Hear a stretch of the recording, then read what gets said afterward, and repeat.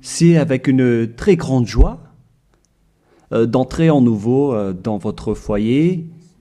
Vous qui nous écoutez, qui nous suivez de temps en temps, cet enseignement qui vous apporte la vie éternelle et le salut, qui vous guide et vous donne de la joie et du bonheur pour tous ceux qui écoutent, car on parle de l'ôtement du péché et que tous ceux qui sont avec Yahushua ne pêchent plus.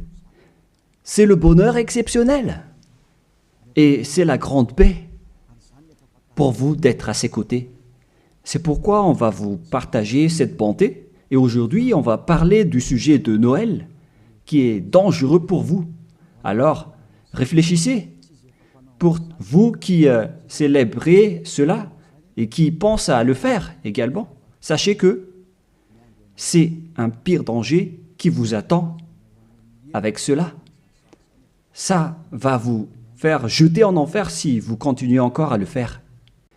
Nous sommes donc arrivés au moment pour avancer à l'enseignement et avec la parole. Tout de suite, nous allons entrer dans le vif de l'enseignement. Concernant Noël, est-ce que l'événement de Noël respecte la loi de Dieu? Est-ce que c'est autorisé de le célébrer ou non? La réponse est directe. À la fois, ce schéma ne suit pas du tout la loi, c'est-à-dire la loi du Dieu d'Abraham, à travers son fils qu'il a envoyé également, c'est-à-dire que vous êtes des transgresseurs de la loi. Comme les diables et les satans, vous êtes dans les mêmes classes et après vous irez en enfer, car les transgresseurs de loi sont des pécheurs et les pécheurs n'iront jamais au ciel des cieux. Aujourd'hui donc, nous allons voir toutes ces paroles. Premièrement, c'est interdit par la Sainte Écriture selon 2 Corinthiens chapitre 5. Et vous pouvez lire directement si vous avez la Sainte Écriture avec vous. Et moi aussi, je vais lire de mon côté parce que nous avons la même Bible.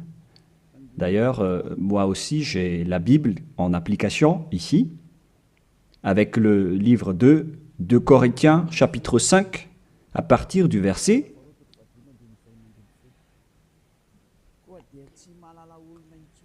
au verset 16. 2 Corinthiens, chapitre 5, verset 16. Aussi, désormais, nous ne connaissons plus personne selon la chair. Et si nous avons connu Yahushua selon la chair, à présent, nous ne le connaissons plus de cette manière. On ne doit plus alors le connaître ainsi. C'est interdit de le connaître selon sa chair. Je parle bien de sa chair, car lorsqu'il est né, il est né en tant que chair. Un enfant est né pour nous. Vous connaissez bien ce schéma. On parle d'un enfant et non pas d'un esprit. On n'a pas dit que c'est un esprit qui est né pour nous. Ce qui était dit, c'est que c'est un enfant qui est né pour nous. Et la Sainte Écriture dit qu'il a vraiment pris la forme de la chair, que nous allons d'ailleurs lire dans le livre de l'Hébreu, et nous allons encore y revenir après. Mais nous allons lire d'abord Hébreu 2, 11.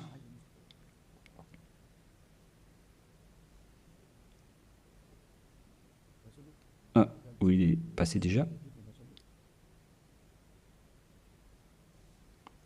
Attendez un peu. On dirait que ce n'est pas le bon verset, ce qui est écrit ici.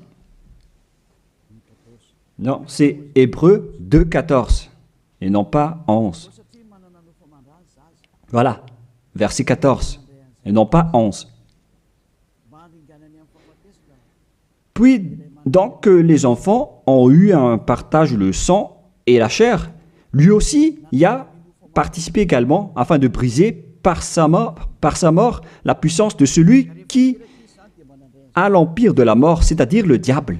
Donc le Fils du Très-Haut a également pris le sang et la chair comme un enfant. Sa naissance est donc une naissance de chair. Il est né dans la chair. Il a pris la forme de la chair. Et cette chair qu'elle a pris à l'époque, c'est de la chair du péché. Car normalement, un être du ciel des cieux ne descend pas tout simplement ici sans raison.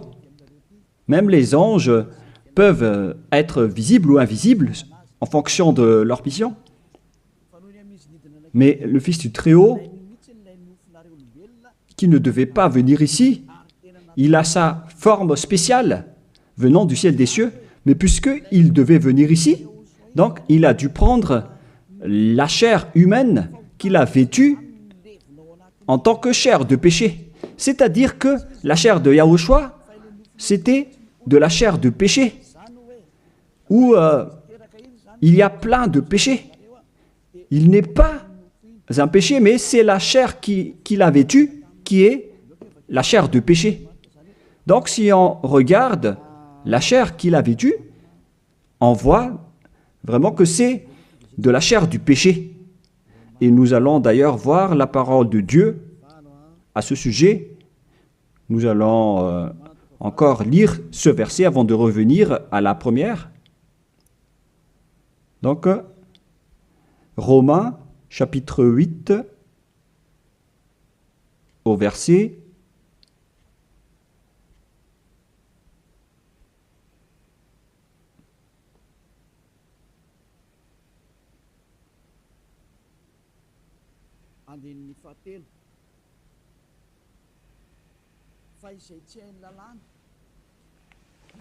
3. Car ce qui était impossible à la loi, parce qu'elle était sans force à cause de la chair, Dieu l'a fait en envoyant pour le péché son propre Fils, dans une chair semblable à celle du péché. Et il a condamné le péché dans la chair. Ici donc, nous voyons bien que Yahushua, le Fils du Très-Haut, sa chair était une chair de péché.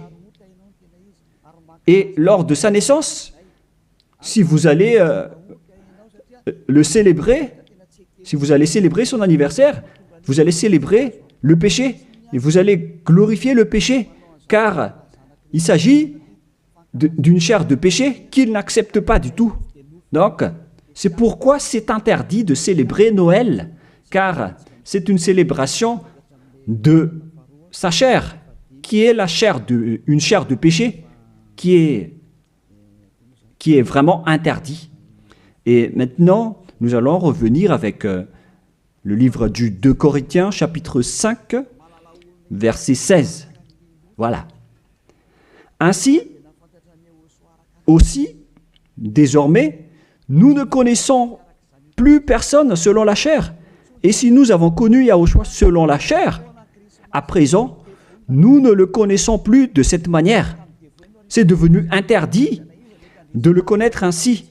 C'est-à-dire que Noël est supprimé. Si vous le célébrez encore, c'est-à-dire que vous êtes avec le diable. Alors, ne contestez plus. Si c'est une loi, alors c'est une loi. Mais vous avez été trempé par ce Jésus. Et après vous avoir trempé, il cherche le moyen pour manipuler vos esprits. Alors qu'on voit clairement que vous faites du n'importe quoi. Vous provoquez la guerre au Dieu d'Abraham. Le Dieu d'Abraham dit que c'est interdit de le faire. Mais lui, il insiste pour le célébrer. Et vous voyez que c'est un envoyé du diable qui vous trompe. Et vous n'êtes pas encore conscient de cela. Quand je dis cela, certains sont en colère. Ces personnes qui vous font célébrer Noël vous jettent en enfer. Ils ne sont pas comme des hommes qui sont fermes, qui ont la fermeté comme moi. Moi, je suis ferme devant la vérité, par exemple. Et moi, j'ai dit, contrez cette vérité si vous osez, mais personne n'a osé le faire. Ils aiment juste critiquer, mais ils sont dans le tort complètement. Et le salut vient des Juifs. Donc, si c'est un Dieu juif, alors il doit porter un nom juif. Et Yahushua a vraiment un nom juif selon Jean 82, qui dit que le salut vient des Juifs. Nous allons lire ce passage, entre parenthèses, avec Jean 4, verset 22. Vous adorez ce que vous ne connaissez pas? Nous adorons ce que nous connaissons, car le salut vient des Juifs. Donc, ce sauveur est juif. Et en tant que juif, on doit lui donner un nom juif. Et nous voyons ceci dans le livre des apôtres, car il a prononcé son nom, un nom hébreu, en discutant avec l'apôtre Paul. Mais après, les gens ont changé son nom en nom grec, avec Jésus, que nous allons voir après que c'est un nom grec. Donc, tout d'abord, Actes chapitre 26, versets 14 et 15. Nous tombâmes tous par terre, et j'entendis une voix qui me disait, en langue hébreu ou hébraïque, on parle ici de langue hébreu, Saul, Saul, pourquoi me persécutes-tu? Il discutait donc en hébreu. Il te serait dur de regimber contre l'aiguillon. Qui êtes-vous, Seigneur? M'écriai-je. Et le Seigneur dit, je suis Yahushua que tu persécutes. Ici donc, la discussion entre le Fils de Dieu et l'apôtre Paul se faisait en langue hébreu. Et donc, lorsqu'ils vont prononcer le nom, est-ce qu'il est possible qu'ils vont prononcer le nom en malgache? Je vous pose la question. Parce que Jésus ou Jesus, c'est une langue française ou malgache. Parce que le nom d'origine devait être le nom hébreu, comme les anges ont annoncé à Maria. C'est un nom hébreu. Et en tant que nom hébreu, on ne doit pas changer ce nom. Nous allons d'abord parler de ça en petite parenthèse, en vous disant que vous avez déjà été frappé depuis le nom. Vous avez eu des faux noms. Et au final, vous célébrez aussi Noël, alors que c'est vraiment tabou, c'est vraiment interdit. C'est inacceptable devant le Père Yahva. La preuve, lorsque vous célébrez Noël, les bars sont pleins. Vous dites que vous célébrez votre Dieu et vous êtes dans les bars, vous buvez dans les bars et vous faites des balles de jeûne. On voit que vous n'êtes pas du tout avec le Dieu d'Abraham, vous êtes avec un autre faux Dieu. Vous êtes guidé par le diable et vous n'êtes pas du tout conscient. Encore. Vous provoquez la colère du Dieu d'Abraham et vous ne vous cassez pas la tête. Vous continuez dans le mauvais sens. On continue la parole. Tout d'abord, le nom de ce Fils du Très-Haut est un nom juif. Il vient des Juifs. Lorsqu'il a discuté avec Paul, ils ont discuté en langue hébreu. Donc, c'est clair que c'était un nom hébreu qu'ils ont prononcé et non pas un nom français, anglais ou autre nom. Deuxièmement. Et troisièmement, on ne doit pas changer ce nom selon Actes des Apôtres 4.12. Il ne faut pas changer ce nom. Et vous étiez déjà frappés depuis cette époque. Mais ceux qui font la grosse tête et qui ne se soucient pas, alors tant pis pour eux. Acte 4.12. Et le salut n'est en aucun autre, car il n'y a pas sous le ciel un autre nom qui est donné aux hommes par lequel nous devions être sauvés. C'est à travers ce nom, donc, ce seul nom, qu'on obtient le salut. Et alors que, selon la Sainte Écriture, il n'y a pas d'autre nom, le nom doit être unique alors. Et ça doit être un nom hébreu qui ôte les péchés des gens. Et vous voyez déjà que tous ceux qui sont avec Élia sont ôtés de leurs péchés. C'est clair alors que ce nom, c'est Yahushua. Et il a dit qu'il ne faut plus le connaître selon la chair. Alors qu'au contraire, vous le connaissez selon la chair. Vous transgressez la loi selon, vous pensez selon juste vos réflexions. Alors que c'est vraiment dangereux pour vous, les gens. Est-ce qu'on va suivre vos habitudes, les humains, ou est-ce qu'on va suivre l'habitude du Dieu d'Abraham? La question se pose pour vous. La réponse, vous avez fait ce que vous aimez, et lui aussi, donc, il va aimer vous jeter en enfer. Alors, vous pouvez continuer à faire ce que vous voulez, mais après votre mort, vous irez en enfer. Et les prêtres et les pasteurs ne pourront pas vous sauver. Eux aussi, ils vont être jetés en enfer, tout comme vous, avec le même résultat. Mais pourquoi vous n'écoutez pas cette vérité? Ou bien vous aimez juste critiquer ou contrer? Réfléchissez tous. Vous n'êtes que des humains mortels, alors ne soyez pas fiers de vous. Ne dites pas que vous êtes puissant. En un clin d'œil, vous pouvez redevenir poussière. Et vous allez être jugé par le propriétaire de cette parole, qui est le Dieu d'Abraham. Et c'est ce Noël lui-même qui va vous condamner. Nous allons lire maintenant que ce Jésus, c'est un nom grec. Nous allons lire directement sur Wikipédia. Vous pouvez afficher directement. Nous voyons donc ici que Jésus, en grec, Jésus, voilà. Et ce terme Jésus vient donc d'un terme grec venant du terme Jésus. Et je vais vous enseigner l'origine du terme Jésus, parce qu'il y en a qui traduisent bêtement en disant que c'est Yahushua, Yeshua, qui ne sont que tous des faux noms. Mais selon le nom hébreu, son nom c'est Yahushua. Et vous ne devez jamais, en aucun cas, le changer en Jésus. On ne doit pas exploiter un nom propre comme cela pour dire qu'on va le changer comme ceci, comme cela. C'est le diable qui fait cela. On ne change pas un nom propre.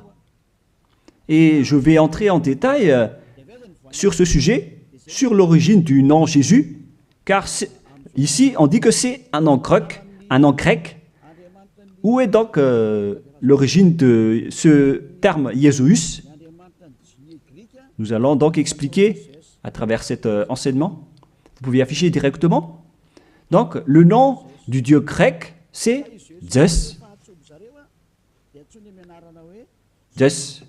Et lorsqu'il invoque le nom de Zeus, il l'appelle Sus. Ce Zeus, donc, se lit Sus, en vérité. Et ce Sus, lorsqu'on lui donne du respect à leur Dieu, il rajoute un Yé devant, comme avec les Allemands qui rajoutent un L, comme L Hitler. Le L, c'est un signe de respect. Et ici, donc, pour les Grecs, pour respecter leur Dieu, ils rajoutent un Yé devant le nom, et après, ils écrivent le Jésus, Jésus, que nous avons vu tout à l'heure. Et c'est ce terme Jésus que les catholiques romains ont traduit en Jésus. Jésus. Jésus. Donc c'est devenu un petit Z par là. Et le Jésus s'est transformé en Yes. Yes. Et le Yes s'est transformé en Jésus, etc. Nous allons aussi suivre ce schéma à partir de Jésus. Et ils ont changé le U en J. Pour certains, ils ont changé en J. Voilà. Et ça donne Jésus. Et du coup, ça donne aussi Jésus ou Jesus, c'est-à-dire Jésus. Voilà donc la structuration de ce terme. Ce Dieu-là, alors, c'est bien un Dieu grec. Ça n'a rien à voir avec l'hébreu. Vous voyez que c'est vraiment une grande tromperie que les gens ont fait jusqu'à maintenant. Vous adorez le Dieu grec.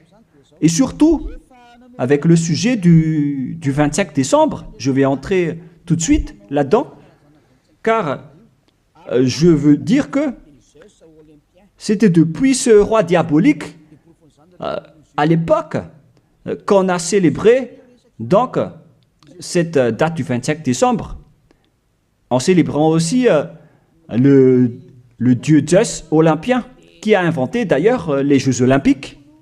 Il a inventé les jeux des personnes nues qui se courent après et qui font des luttes.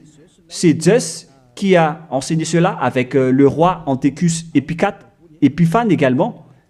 Et donc Zeus était également avec lui. Nous allons donc lire ce passage dans la Bible, dans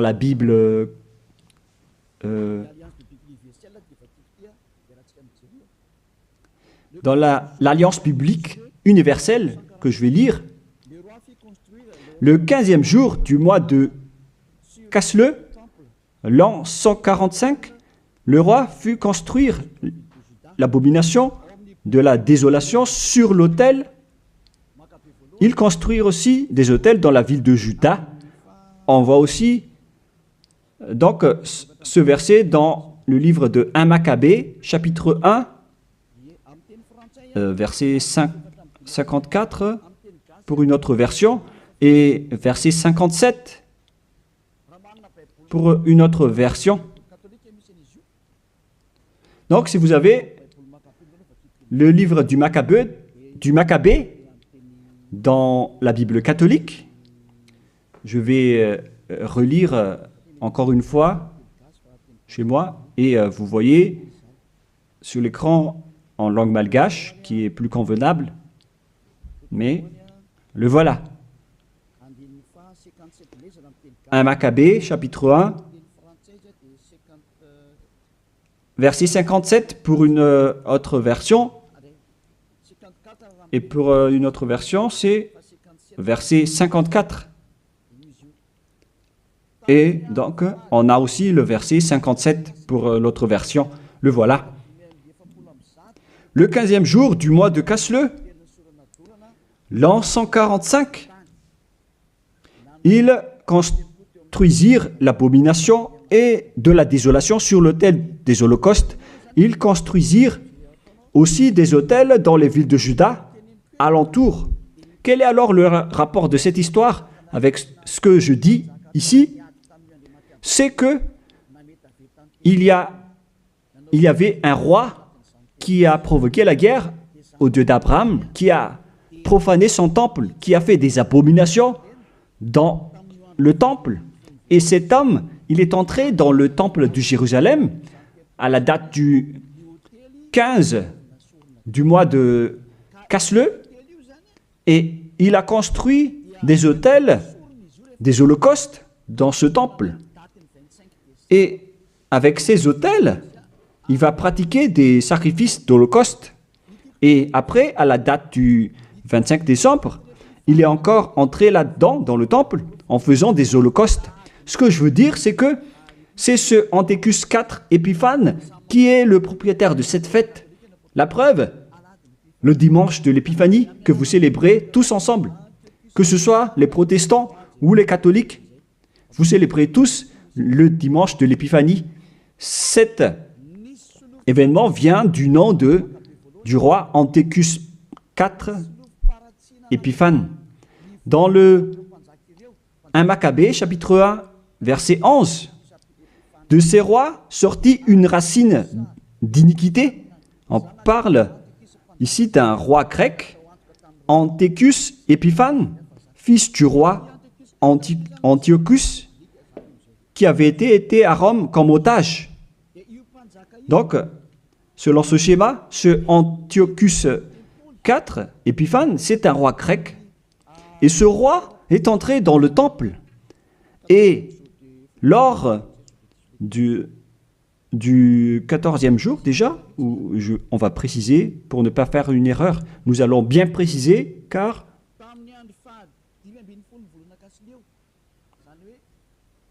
le 15e jour du mois de Casleu, c'est-à-dire au 15e jour du mois de Casleu, l'an 145, ils construisirent l'abomination de la désolation sur l'autel des holocaustes. C'est Antiochus IV Épiphane donc, qui a fait cela. Antiochus IV veut dire qu'il est au 4e rang, des rois plutôt. Mais on lui distingue avec le nom d'Épiphane, avec le dimanche de l'Épiphanie que vous célébrez. C'est-à-dire que cette fête appartient à Antiochus IV Épiphane. Voilà ce que ça veut dire. Et nous allons lire un peu après. Et maintenant, le verset d'en bas, verset 62. Le 25 du mois, il offrait un sacrifice sur l'autel qui avait été construit sur l'autel des holocaustes. Donc, le 25 décembre du mois de Casleu, on va préciser ça après, ils sont entrés dans le temple pour faire des abominations, pour faire des holocaustes inappropriés. C'est-à-dire que cet homme, Antiochus IV Épiphane, qui est le diable en personne, il a profané le temple du Père Yahva lors de la date du 25 décembre. C'était une date qui a rendu en colère et énervé le Père Yahva, cette date du 25 décembre que vous célébrez tous. Et cela est prouvé par le dimanche de l'Épiphanie que vous célébrez après le 25 décembre. C'est pour prouver que vous célébrez Épiphane et non pas le Fils du Très-Haut. C'est le diable qui est derrière tout cela. Et vous êtes jugés par ce dimanche de l'Épiphanie qui parle de la fête d'Épiphane. Et vous êtes tous attrapés et piégés par cela.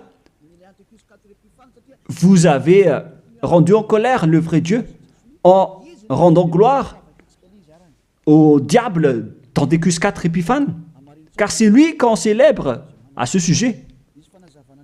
Nous allons lire ce passage et merci de bien préciser dans votre livre, car il y a une explication de ceci dans 1 Maccabée, chapitre 1, verset 54, dans une autre version, et 57 ou 59, et verset 62. Le 25e du mois, ils offraient un sacrifice sur l'autel païen qui avait été construit sur l'autel du temple des holocaustes. Et nous allons préciser ici, en décembre 167 avant Yahushua, l'heure abominable, c'était l'autel de Zeus olympien, le dieu grec. Je répète encore une fois, Kislev en l'an 145, c'est la fin décembre 167 avant Yahushua. L'heure abominable, c'est l'autel de Zeus olympien, dieu grec. C'est ce qu'on veut transmettre ici, donc, c'est que on a vraiment fait entrer le dieu grec dans le temple. Et c'est bien Zeus qu'ils ont fait entrer dedans. C'est ce que je vous ai dit tout à l'heure, que c'est lui qui est appelé aussi Sus, ce dieu grec.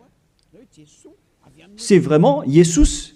Et vous aussi, vous l'appelez Zeus ou Jésus. Ça vient du terme Jesus.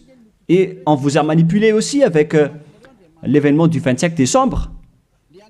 C'est Antiochus IV que vous vénérez. Donc, votre Dieu, c'est le Dieu d'Antiochus IV Épiphane, et non pas le Dieu, le Fils du Très-Haut. Vous avez été manipulé et trompé par Jésus. On le voit tous ensemble ici. En même temps, vous avez transgressé la Sainte Écriture et la loi. Et vous avez aussi donc adoré le Dieu de Antiochus IV Épiphanes. On parle ici de la Bible de l'Alliance universelle qui l'explique bien en détail. Et ce sont les théologiens internationaux qui ont écrit cette Bible. Tous les religieux le connaissent, y compris le pape catholique romain. Tous les chefs religieux connaissent aussi ce livre, car c'est un livre international que personne ne peut contester. Et c'est ça ce qui était écrit là-dedans. Ce n'est pas aujourd'hui qu'on le voit, mais c'était depuis bien longtemps que ça a été écrit là-dedans. Ce qui veut dire, alors qu'ils ont fait de l'abomination, de la profanation dans le temple de Jérusalem lors de la date du 25 décembre. Et maintenant, nous allons voir que cette date du 25 décembre était le jour où Antiochus IV a profané le temple, tout en célébrant également son anniversaire, en profanant le temple de Jérusalem et en provoquant la colère du Père Yahva. Et c'était lors de la date du 25 décembre. Nous allons également lire la parole concernée à ce sujet. Vous pouvez aussi suivre. Le 25e jour du mois, c'était le jour de chaque mois où l'on fêtait la naissance du roi. Je répète encore une fois, le 25e jour du mois, que j'ai déjà dit tout à l'heure, dans le verset 59 ou 62, c'était le jour où chaque mois on fêtait la naissance du roi. Ça veut dire que la date du 25 décembre, c'est la date de célébration de l'anniversaire de naissance de Antiochus IV Épiphanes. Et j'ai failli oublier de vous dire que le mois de Casle veut dire vers la fin de décembre 167. Le mois de Casle et le mois de décembre sont donc vraiment similaires. Et donc, ils sont entrés le 15 décembre dans le temple. Et le centre de la fête, c'était le 25 décembre, l'anniversaire de Antiochus IV Épiphanes. Et ce qui a rendu vraiment gravement en colère le Père Yahva, c'est suite à l'entrée du dieu grec Zeus dans le temple également, lors de cette date, ils ont apporté des holocaustes pour Zeus à la date du 25 décembre dans le temple du Père Yahva. Ils ont osé faire entrer des holocaustes abominables pour Zeus dans le temple du Père Yahva lors de la date du 25 décembre. Et cette date, c'était la date de la célébration de l'anniversaire de ce roi, et non pas celui du fils du Très-Haut. Vous avez tous été trempés. C'était l'anniversaire de naissance de Antiochus IV Épiphanes. La preuve, vous célébrez le dimanche de l'Épiphanie, 2 semaines à peu près, la date du 25 décembre. Moi, je ne connais pas ça parce que je ne le célèbre pas, mais ça existe vraiment. Expliquez-moi alors, qu'est-ce que ça veut dire le dimanche de l'Épiphanie? Parce qu'il n'y a qu'un seul nom dans la Sainte Écriture, et c'est le nom de Antiochus IV Épiphanes. C'est clair alors que si vous célébrez le dimanche de l'Épiphanie, c'est que vous avez célébré l'anniversaire d'Antiochus IV Épiphanes, qui a Zeus comme Dieu, que vous avez changé en Jésus après. Donc, vous avez célébré l'anniversaire de Antiochus IV Épiphanes d'abord, et non pas celui du Fils du Très-Haut. Et à la fin, vous clôturez la fête avec le dimanche de l'Épiphanie. Vous célébrez tous cette date. Et maintenant, vous n'allez pas être encore conscient. Et vous allez encore duper les gens, vous les religieux. Vous avez vu la grosse erreur de ces religieux. Et pourquoi vous n'êtes pas encore conscient? de ce système religieux qui n'est plus correct, c'est carrément déjà détruit. C'est le diable qui vous manipule. Ils ont changé jusqu'au vrai nom de ce Dieu. Tout ça vous dit que vous n'êtes pas du tout avec le Dieu d'Abraham. Ça n'existe pas. Enlevez ça de votre tête. Si vous étiez déjà avec le Dieu d'Abraham, vous auriez déjà dû être ôté de vos péchés, comme ceux qui sont avec Élia. Mais c'est pourquoi les gens détestent Élia, car Élia attire les gens pour être ôtés de leurs péchés. Et les autres sont en colère, car leur liberté sont empêchées. Et c'est pourquoi ils disent de ne pas toucher à leur religion. Mais de quelle religion vous parlez? Qu'est-ce que vous devez suivre? Celui qui ôte les péchés ou celui qui n'ôte pas les péchés? Faites votre choix, mais la Sainte Écriture dit que il faut croire à celui qui ôte les péchés, c'est-à-dire Yahushua. On parle de celui qui ôte les péchés. À vous de réfléchir. Mais après, on vous demande de célébrer le dimanche de l'Épiphanie. Mais c'est quel événement? Et je répète encore que c'est la suite de l'événement de l'anniversaire d'Antiochus IV Épiphane. Car lors de cette date, vous avez aussi glorifié le dieu grec Zeus, Jesus, après, ou Jesus, selon les Anglais, Jésus pour les Français. Vous avez donc tous célébré le dieu grec en célébrant aussi l'anniversaire de Antiochus IV Épiphane et non pas celui de Yahushua. Le Fils du Très-Haut n'avait pas cette date de naissance. C'est pourquoi ce Jésus est vraiment un grand imposteur. C'est vraiment une grande tromperie qu'il a fait. Et vous n'allez pas encore être conscient que ce Jesus ou Jésus ne vous ôte pas les péchés. Et sachez que les pécheurs n'iront jamais au ciel des cieux. Car si c'était possible, alors le diable aussi aurait eu l'occasion et l'opportunité d'aller au ciel des cieux, alors que les diables sont les chefs des pécheurs. Et ils n'iront jamais là-bas. Alors soyez conscients. Vous avez été trompés. Le Dieu que vous adorez, c'est le Dieu d'Antiochus IV Épiphane. Le Dieu Zeus. Et en l'an 2000, je ne me souviens pas précisément, la flamme olympique est arrivée à Madagascar. Cette flamme a d'ailleurs déjà fait le tour du monde et vous avez fait une grande culte religieuse sur le terrain de Mahamasne à l'époque pour glorifier et honorer cette flamme, alors que c'est la flamme de Zeus qu'on a pris en Grèce. Vous ne pouvez pas nier cette parole, ça a existé, hein. C'est la réalité. Vous avez pris cette flamme en Grèce sur le mont Olympe qui a le feu qui ne s'éteint pas jusqu'à aujourd'hui. Il parle de la présence de Zeus.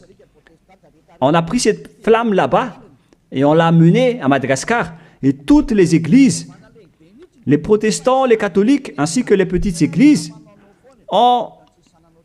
se sont réunis pour faire une culte de prière ensemble à ce moment-là. Mais moi, j'ai dit que vous faites n'importe quoi. C'est une erreur que vous faites.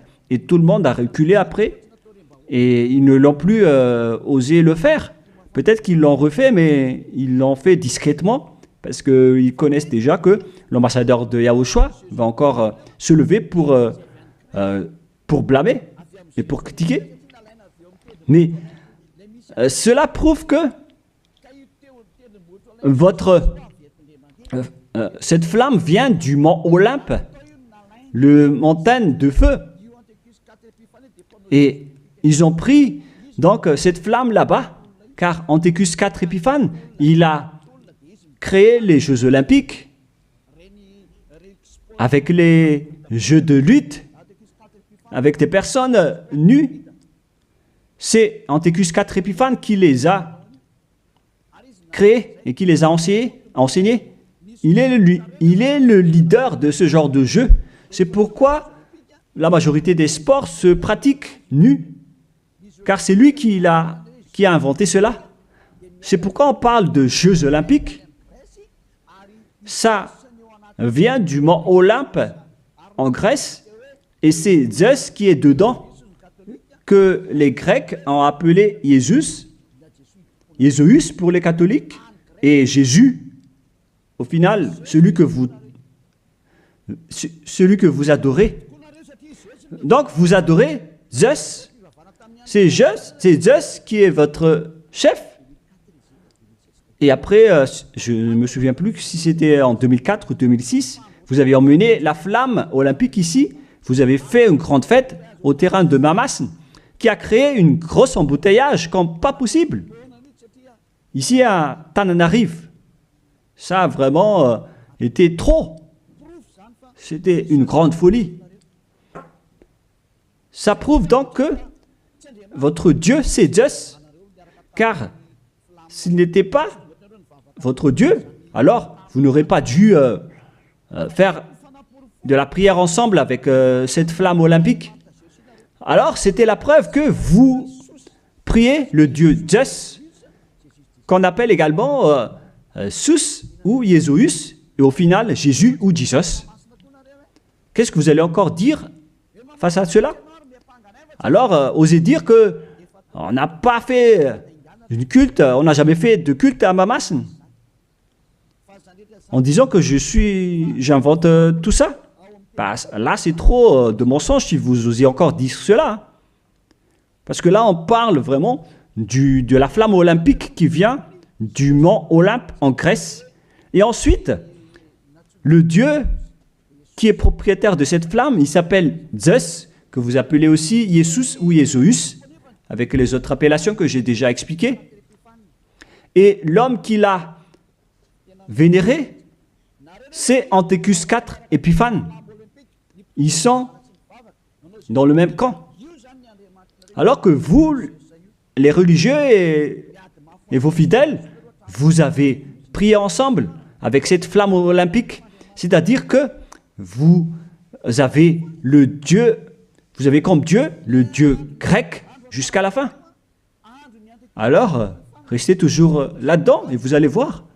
Vous célébrez déjà l'anniversaire de Antiochus IV Épiphane et non pas la naissance du Fils de Dieu. Et la dernière preuve, c'est le dimanche de l'Épiphanie. Qu'en est-il du dimanche de l'Épiphanie que vous célébrez? Le dimanche de l'Épiphanie, c'est la clôture de la fête. Ça a commencé le 15 décembre. Le centre de la fête, c'est le 25 décembre, l'anniversaire d'Antiochus IV Épiphane. Et il clôturait la fête avec le dimanche de l'Épiphanie. Lorsque un roi fait la fête, ça dure en moyenne 1 mois ou un peu plus, ou un peu moins, mais ça peut être plus. Donc, ils ont commencé le 15 décembre, le centre de la fête se déroulait le 25 décembre, et après ils ont terminé avec le dimanche de l'Épiphanie. C'était donc vraiment l'événement de la fête de Antiochus IV Épiphane. Est-ce que vous allez encore contester cela? Soyez conscients que ce Jésus n'est pas un vrai Dieu. Il vous rend pécheur. Il vous tend toujours une piège, des pièges. Vous entrez encore dans des pièges. Surtout avec ceux qui suivent les pays qui adorent ce Jésus. Il les frappe vraiment, il les punit. Il les punit vraiment comme ce qui se passe ici à Madagascar, avec les faux chrétiens. C'est vraiment incorrect ce que vous faites, et vous êtes tous en train d'être jetés en enfer par ce Jésus. Si vous n'êtes pas encore conscient, tant pis pour vous, mais si vous voulez être sauvé, rapprochez-vous de Élia. Si vous voulez être libéré, alors suivez Élia. Suivez-moi et vous allez être libre. Et vous irez au ciel des cieux. L'objectif, c'est de ne plus jamais pécher. Mais hélas, vous ne pouvez pas entrer dans ce chemin car vous êtes des pécheurs. Selon Apocalypse 21-27, et les impurs et les souillés n'y entreront jamais. dans Apocalypse. Et on regarde tous à travers l'écran. Pour vous qui pleurez à rester pécheurs, voilà la réponse pour vous dans Apocalypse 21-27. Ça ne marche pas? Bon, il faut réparer rapidement alors.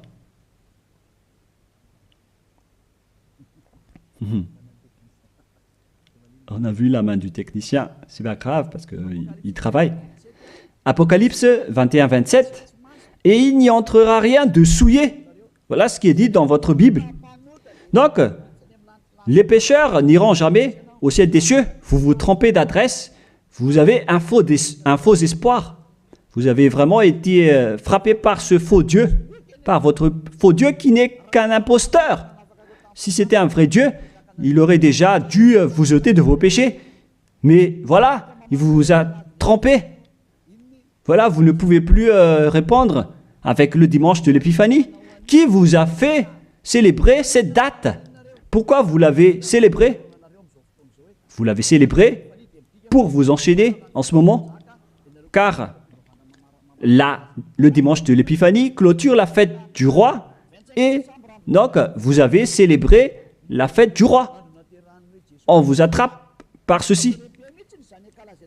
Vous dites que le 25 décembre, c'est la date de naissance de Jésus, alors que vous adorez Zeus, le dieu grec, le dieu d'Antiochus IV Épiphanes, et en même temps, vous célébrez l'anniversaire d'Antiochus IV Épiphanes, tout en adorant le dieu Zeus olympien. Je vais terminer ma parole, et les techniciens ont fini la réparation. Vous pouvez afficher maintenant. Apocalypse 21-27. Et il n'y entrera rien de souillé, aucun artisan d'abomination et de mensonge, mais ceux-là seulement qui sont inscrits dans le livre de la vie de l'agneau, c'est-à-dire les personnes qui ne sont pas des menteurs, des personnes parfaites qui ne font plus aucun mal, qui ne pêchent point. Ce sont eux qui iront au ciel des cieux. Mais vous, qui êtes abominables, qui ne se soucient pas de cette parole, vous pouvez continuer ce que vous faites, mais ne soyez pas morts. Si vous avez la grosse tête, ne soyez pas morts. Mais ce qui est ridicule, c'est que lorsque vous êtes malade, vous êtes obligé de chercher un médecin. Mais où est passée votre puissance ou votre force? Si vous cherchez un médecin, lorsque vous êtes malade, c'est-à-dire que vous êtes faible. Alors ne faites plus ça. Pourquoi chercher encore à mettre des obstacles à ce royaume de Yahushua qui vous prêche la liberté et l'affranchissement? Mais vous êtes inconscient de provoquer la guerre au Créateur. Si vous êtes conscient, alors rapprochez-vous et inscrivez-vous dans le baptême qui aura lieu le 8 mars prochain pour le dernier baptême, et ça va être terminé après. Vous pouvez encore faire des baptêmes avec les religieux qui sont pécheurs, mais lorsque les pécheurs baptisent d'autres pécheurs, le résultat c'est encore un pire pécheur. Un pire pécheur. Alors, soyez conscients. Nous allons donc lire pour terminer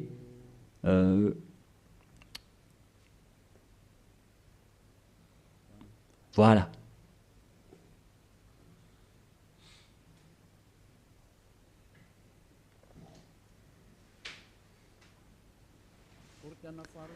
De Corinthiens,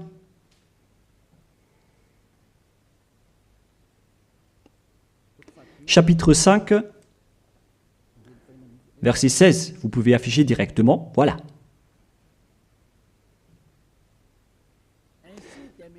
Ainsi, dès maintenant, aussi désormais. C'est depuis cette époque qu'on a précisé que désormais, mais ça continue jusqu'à aujourd'hui, nous ne connaissons plus personne selon la chair. Et si nous avons connu Yahushua selon la chair, Parce qu'il était né en tant que personne charnelle. Maintenant, nous ne le connaissons plus de cette manière, à présent. La chair est supprimée car c'était une chair de péché. Selon ce que je vous ai enseigné dans Romains 8.3, on parle de chair de péché. Donc, si vous allez célébrer cela avec sa naissance, vous allez donc célébrer du péché. Voilà donc la loi. C'est devenu une interdiction totale pour ceux qui servent le Dieu d'Abraham. Comme moi, Élia, je sers le Dieu d'Abraham. Vous l'appelez Dieu d'Abraham, vous les humains, mais pour nous, c'est le Dieu du ciel des cieux. Il s'appelle Yahweh, notre cher Père. Lorsque vous le servez, vous ne devez plus entrer dans ce schéma. Vous dégagez directement, vous vous rapprochez de Élia et vous inscrivez votre nom dans le baptême rapidement pour éviter la mort, au cas où vous allez mourir après. Mais les gens qui font du cinéma, qui font juste semblant d'être avec le Dieu d'Abraham, si vous n'êtes pas avec le Dieu d'Abraham, vous n'allez pas être avec Élia. Mais ce sont seulement qui veulent être avec le Dieu d'Abraham et qui ne veulent plus jamais pécher, qui vont être avec Élia. Et je vais vous ramener au ciel des cieux. Voilà la fin de ma parole. Soyez conscients.